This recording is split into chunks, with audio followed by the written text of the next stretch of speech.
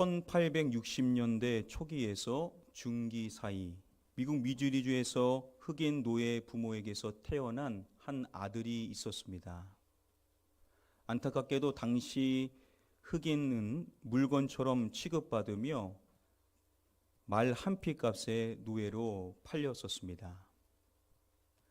그가 태어난 이 미주리주는 노예제도를 반대하는 자유주인 캔자스주와 노예제도가 합법인 노예주인 아킨소주 사이에 있었던 터라 이 노예주인 아킨소주의 노예 상인들이 약탈과 살생을 벌였었습니다.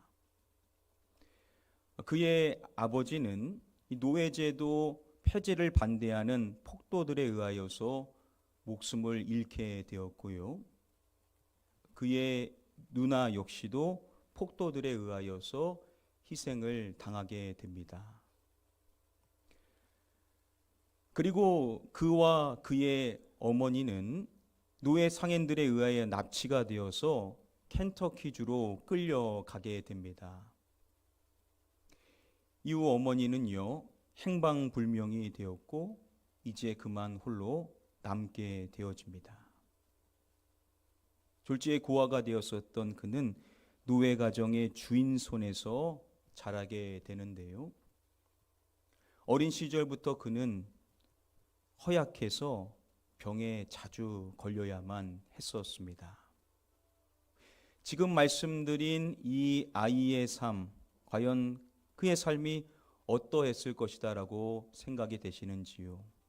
흑인의 노예로 태어났고 고아가 되었으며 납치와 같은 끔찍한 일들을 당해야만 했고 병약하여서 어린 시절부터 병으로 인하여 힘든 삶을 살아야만 했었습니다.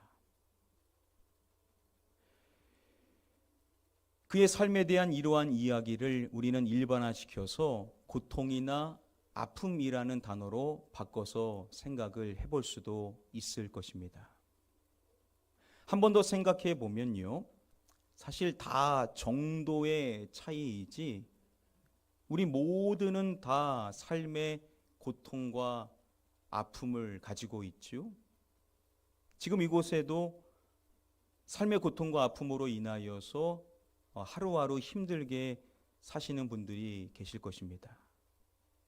누구에게 말은 못하지만 혼자 그것을 짊어지고 고민하며 아파하며 힘들어하면서 삶을 버티고 계시는 분들이 있으실 것입니다. 이게 우리의 삶인데 그렇다면 우리는 과연 이러한 삶을 어떻게 풀어가야만 할 것인가? 오늘 함께 이 부분에 대해서 생각해 보는 시간을 갖기를 원합니다. 구약 성경 가운데 역대상의 말씀을 살펴보면요, 1장부터 9장까지 길게 족보가 이어지게 됩니다. 그래서 그 족보 안에서 약 1159명의 이름이 나옵니다. 이렇게도 많이 나오는 그 이름들 사이에서 오늘 저와 여러분들이 한 사람을 함께 주목해 보기를 원합니다. 오늘 본문의 말씀에 나오는 주인공인데요, 우리 함께 다음의 말씀 한 목소리로 읽어보도록 하겠습니다. 야베스는 그의 형제보다 귀중한 자라. 그의 어머니가 이름하여 이르되 야베스라 하였으니 이는 내가 수고로이 낳았다 함이었더라. 그 사람은 바로 야베스입니다. 오늘 말씀에 보시면은 그에 대해서 말할 때 누가 이름하여 이르되라고 말씀을 해주죠. 누구를 말씀합니까? 어머니라고 말하죠. 보통은 아버지가 이름을 짓는데 그의 어머니가 그의 이름을 지었다라고 말하는 것입니다. 물론 성경에서 종종 어머니가 이름을 지어주는 경우도 있습니다. 자, 그런데 이 야베스의 경우는 아버지에 대한 언급이 전혀 있지를 않다라는 것이죠. 이런 점을 봤었을 때 아마도 아버지가 세상을 떠난 다음에 태어난 유보자일 수 있다라고 말을 합니다. 지금 이 내용은 족보 사이에 있습니다. 그런데 아버지에 대한 언급이 있지를 않다라는 것은 그가 태어나기 이전에 이미 아버지가 세상을 떠난, 그래서 그는 유복자였을 것이다 라고 추측되어지게 되는 것입니다.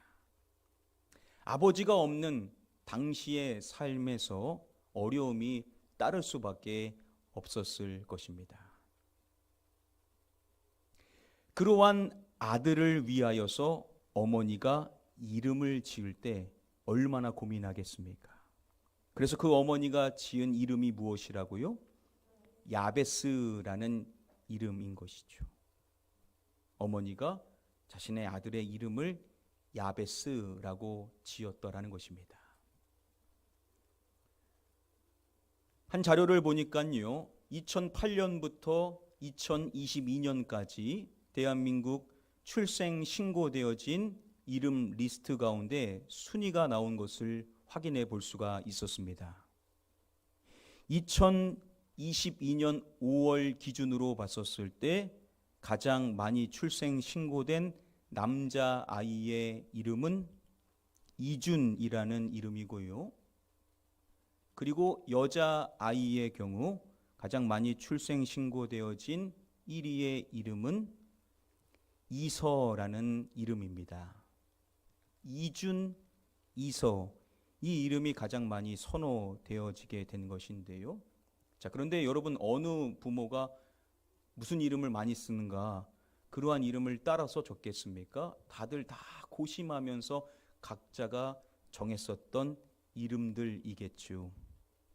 모든 부모는요, 아이가 태어났을 때가 아니라 아이를 가졌을 때부터 어떻게 아이의 이름을 지을까 깊은 고심을 할 수밖에 없습니다.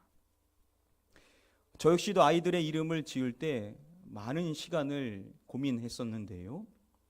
첫째의 경우는 미국에서 태어났기 때문에 영문 이름도 같이 정해야 돼서 더 많은 고민을 해야만 했었습니다. 모든 부모가 마찬가지죠. 어떻게든 내 아이에게 좋은 이름을 지어주기 위하여서 깊이 고심을 할 수밖에 없을 것입니다. 앞서서 살펴본 대로 만일 그 아이가 유복자였다라고 한다면 당연히 어머니는 더 고민을 했겠죠. 그렇게 해서 어머니가 지은 그 아들의 이름이 야베스라고 한다면 우리는 자연히 이 야베스의 이름이 좋은 이름이겠다라고 예상을 할 수밖에 없을 것입니다. 오늘 말씀 마지막 부분에 보면요, 함이었더라라고 말씀이 맺어지게 되죠. 이것은 그의 어머니가 말한 내용이 있음을 밝혀주는 것입니다. 그녀가 고백한 내용, 이 내용을 다른 번역본들로 보면 다 큰 따옴표가 붙여져 있습니다.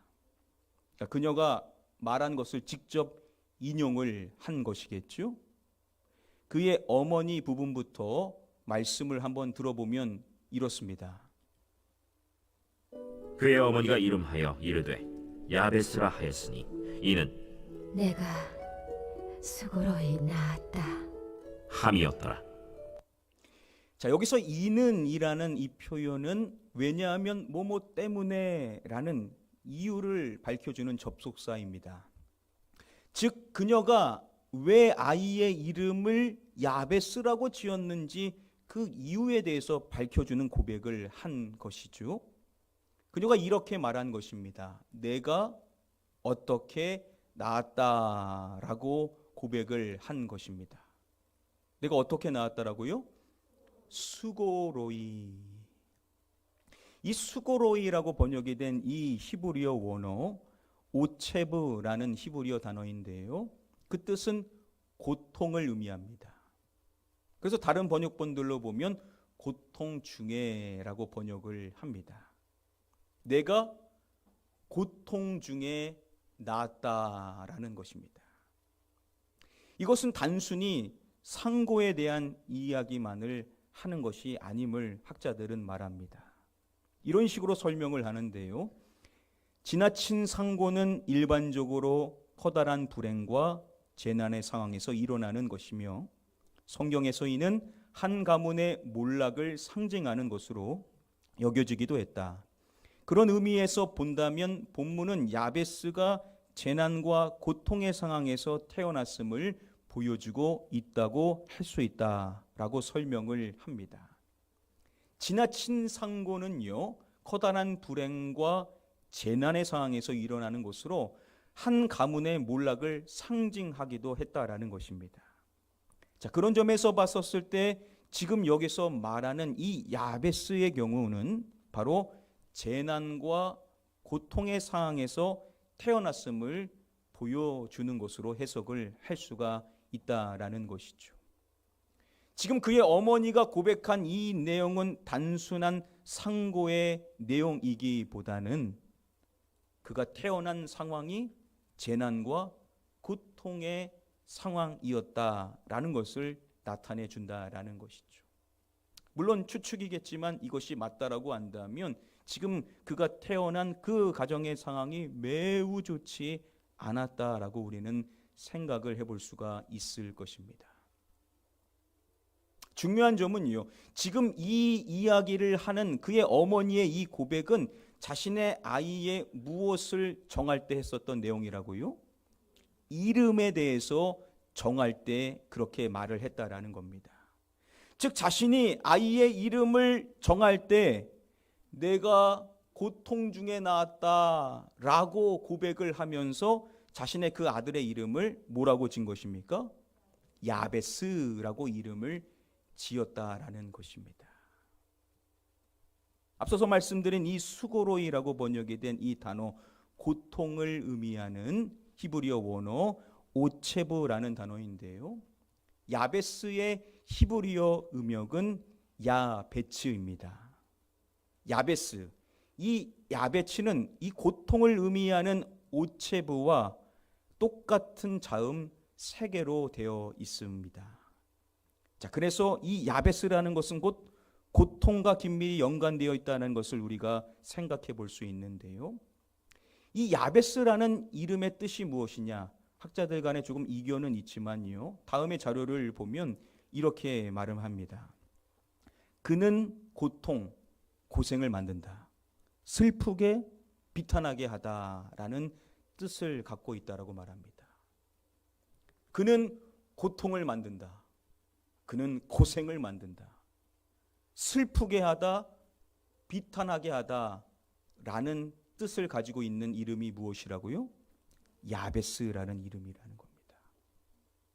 여러분, 어느 부모가 자신의 아이의 이름을 그는 고통을 만든다, 그는 고생을 만든다, 슬프게 하다, 비탄하게 하다라고 이름을 짓겠습니까? 그런데 그의 부모는 그렇게 야베스라고 이름을 지었다라는 것입니다. 여러분, 도대체 왜 그랬던 것일까요?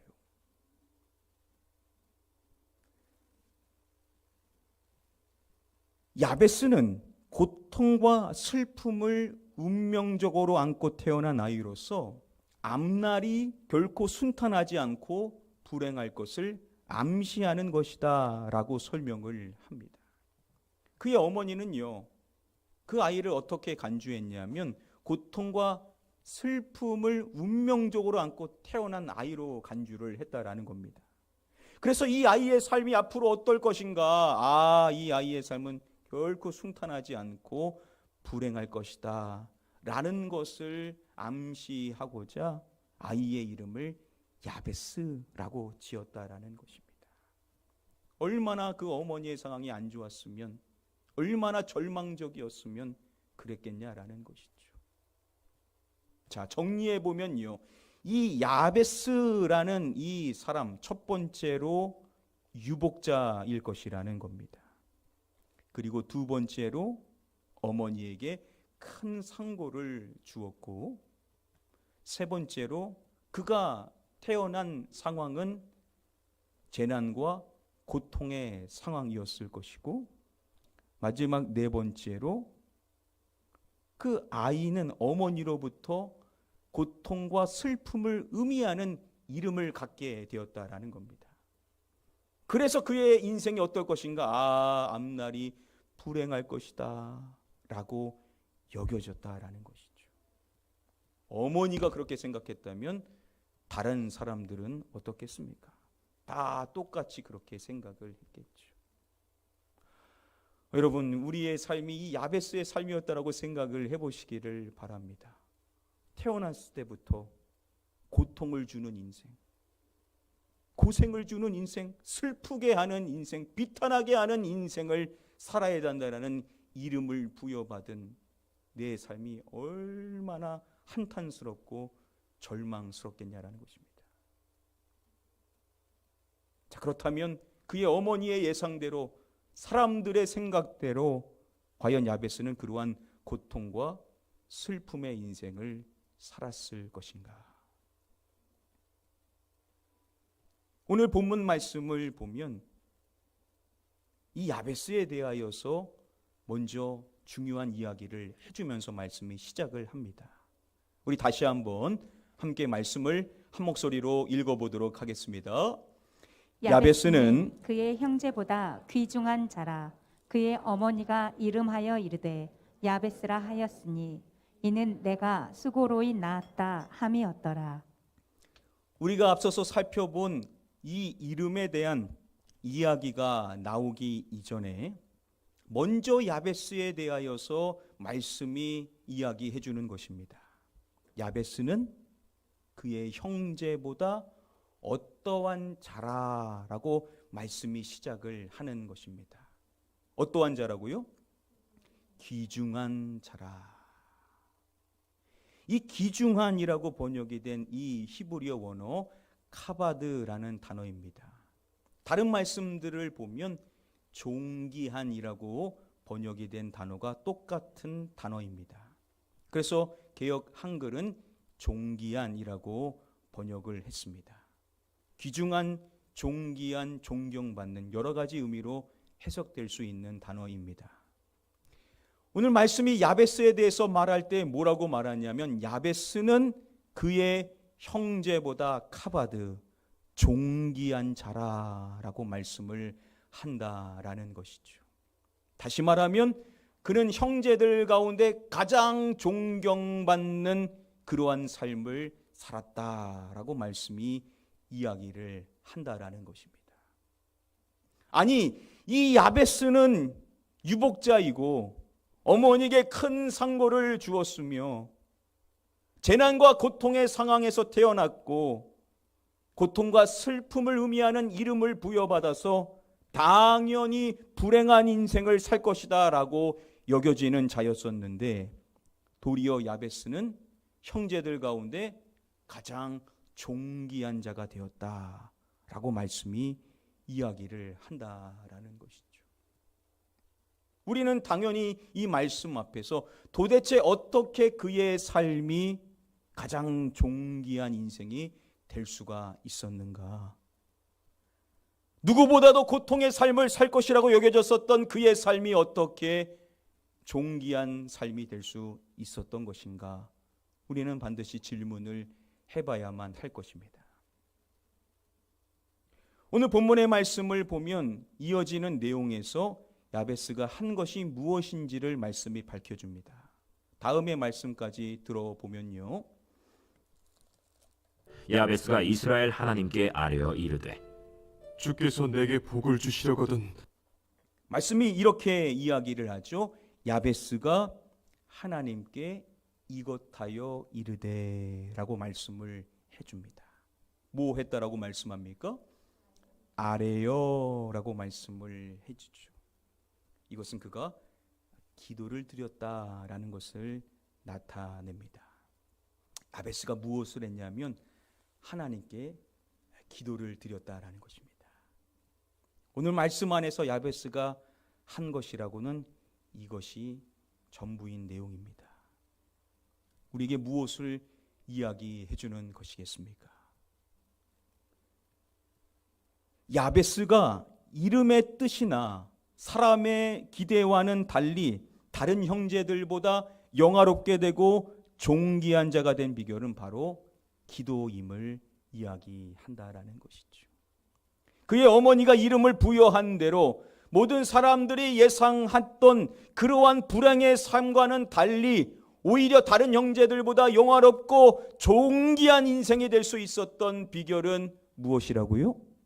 기도였다라는 것입니다. 오늘 말씀이 우리에게 이 사실을 일러준다라는 것이죠.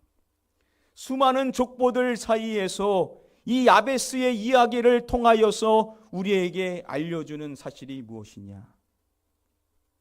고통의 인생을 살 것이라고 모두가 예상했었던 그의 삶. 다 이 인생은 고통일 것이다, 슬픔일 것이다 라고 모두가 예상하는 그러한 삶, 그러한 삶도 하나님께 기도드리면 어떠한 인생이 될 수 있냐? 존귀한 인생이 될 수가 있다라는 것입니다. 여러분, 기도를 통하여서 우리의 삶이 바뀔 수 있다라고 우리에게도 말씀해 주시는 줄 믿습니다. 모두가 그렇게 이야기할 수 있습니다. 힘들 거야. 고통스러울 거야. 어려울 거야. 얼마나 힘들겠어. 우리에게 사람들이 다 그렇게 이야기할 수 있을 것입니다. 실제로 그렇게 힘들 수 있죠. 그러나 여러분, 우리는 하나님께 기도할 수 있는 자인 줄 믿습니다. 우리가 하나님께 기도할 때 하나님께서 우리의 인생을 바꿀 수 있다라는 사실을 기억하고 우리는 하나님 앞에 기도하는 자로 나아가야만 될 줄 믿습니다. 서두에 말씀드렸었던 이 아이, 흑인 노예로 태어났고 고아가 되었으며 납치와 같은 끔찍한 일들을 당했으며 병약하여 질병 속의 인생을 살아야 했었던 이 아이가 나중 커서 어떻게 되냐면요, 미국의 유명한 농화학자, 식물학자, 농업 경제학자가 됩니다. 미국의 농업 경제 판도를 뒤바꿔 놓았었던 인물로 여겨지는 바로 조지 워싱턴 카버가 바로 그 아이입니다. 소위 땅콩 박사라고 불리는 그가 많은 사람들로부터 존경을 받는 존귀한 자로 여겨지게 되었던 것이죠. 그가 얼마나 존귀한 자로 여겨졌는지 단적으로 알 수 있는 사항이 있습니다. 프랭클린 루스벨트 대통령이 그에 대해서 이야기할 때 내가 대통령으로서 누렸던 가장 큰 특권은 카버 박사를 알고 그와 교류한 것이다 라고 이야기를 했습니다. 미 대통령으로부터도 존경받았었던 삶이었다라는 것이죠. 아니, 어떻게 불행한 인생의 삶을 살 것이다라고 여겨졌던 그러한 그의 인생이 존귀한 인생이 될 수가 있었던 것일까요? 카버 박사는 이러한 이야기를 했습니다. 나는 창조주 하나님께 매일 기도함으로써 그분으로부터 지혜와 이해력과 신체적 힘을 얻는다라고 고백을 했습니다. 자신은 매일마다 창조주 하나님께 기도드리는 삶을 산다라는 것이죠. 그래서 하나님께로부터 지혜와 이해력과 신체적 힘을 얻는 삶을 살았음을 고백을 하는 것입니다. 우리는 그의 이야기를 통해서도 인생이 바뀔 수 있는 비결이 무엇이냐? 바로 하나님께 기도하는 것임을 분명히 확인을 해볼 수가 있는 것입니다. 여러분들에게 지금 필요한 것이 무엇입니까? 야베스도 그 필요한 것을 구했고 조지 워싱턴 카버도 그 필요한 것을 구함으로 하나님께로 복을 누렸었던 인생이 되었던 것이죠. 그래서 사람들로부터 존귀한 자로 인정을 받을 수가 있었던 것이었습니다. 사랑하는 성도 여러분들, 우리는 다시금 하나님 앞에 기도자로 나아가는 자가 되어야만 될 줄 믿습니다. 한 주간 어떻게 인생을 사셨습니까?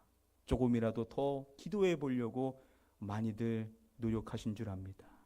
어떠한 분들은 출근하기 전에 잠깐이라도 교회 나와서 기도를 하려고 하고, 어떤 분들은 점심시간에 잠깐 시간을 쪼개가지고 밖으로 나와 잠깐 기도의 시간을 갖기도 하고, 어떠한 분은 퇴근하여 집에 가고 싶지만 그 지친 몸을 이끌고 교회에 와서 잠시 기도하고 가시는 분들도 계시고, 잠자리에 들기 전에 성경 한 페이지 읽고 기도함으로써 하루를 마감하시는 분들도 있었습니다.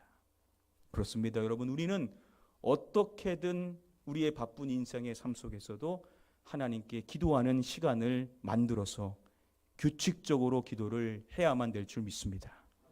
매일마다 기도 드리는 삶, 바로 그러한 삶이 하나님께 복받을 수 있는 삶이라는 사실을 기억하시고, 이번 한 주간도 살아가실 때 조금이라도 더 하나님 앞에 기도자로 나아가겠다 결단하셔서 여러분들의 시간 속에서 하나님을 찾고 두드리며 기도하는 저와 여러분들이 되셔야만 될 줄 믿습니다. 그래서 여러분들의 인생의 삶 속에서 하나님의 능력의 손으로 역사하여 주셔서 여러분들의 삶이 존귀케 되어지게 되는, 하나님의 은혜를 경험할 수 있는 복된 한 주가 되시기를 축복합니다. 꼭 한 주간 다시 마음 먹으시고 더 기도해야 되겠다, 조금이라도 더 하나님 앞에 소통하며 기도하며 인생을 살아야 되겠다 다짐하시고, 서로 격려하시며 또 순예배 드릴 때 함께 지혜를 나누셔서 어떻게 하면 우리가 더 기도할 수 있을지 서로의 지혜를 모아가지고 한 주간 하나님 앞에 기도하는 삶을 살아가셔서 그 한 주간이 여러분들의 인생을 바꿀 수 있는 복된 시간이 되시기를 마지막으로 주님의 이름으로 간절히 축복하며 축원합니다.